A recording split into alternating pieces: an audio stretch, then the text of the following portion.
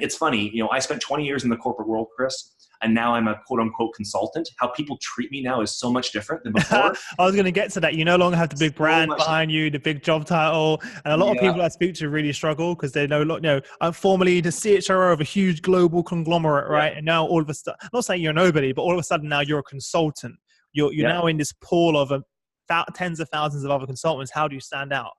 And no one likes to be sold to, right? So no one likes to feel like they're being sold to because no one wants to be taken advantage of. So my approach is not a direct sales approach. I really try and build relationships and try and solve problems. And I rely heavily on my experience as a CHRO to be able to do that. But I know that, the same people that I would have had meetings with 6 months ago and now, they show up differently to the meeting. They almost have like their notepads and they're ready for almost like an adversarial conversation. And I work really hard to create a tone in the conversation that says, I'm not here to sell you.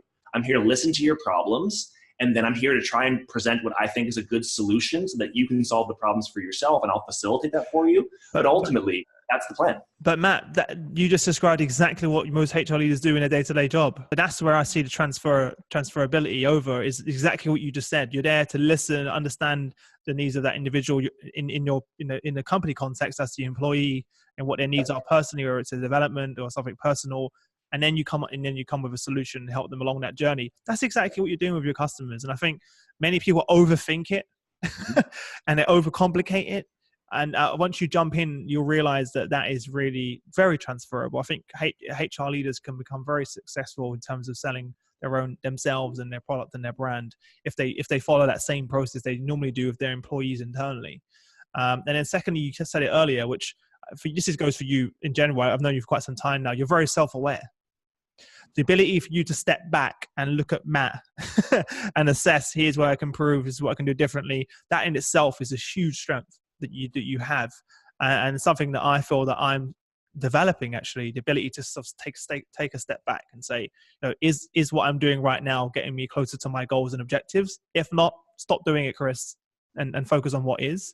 Because sometimes as an entrepreneur, you can get really carried away with a million different things that aren't adding value and generating revenue. And all of a sudden, it'll creep up very quickly and you realize, wait a minute, I've just burned through all of my cash. Thanks for watching, guys. If you enjoyed the video, please like, comment, and share so that others can benefit from the great knowledge and experience. Also, please consider following me here on LinkedIn to see content as soon as it's published. Special thanks to Safeguard Global for supporting the show. You can check them out above. Apart from that, thanks for watching and look forward to seeing you all tomorrow.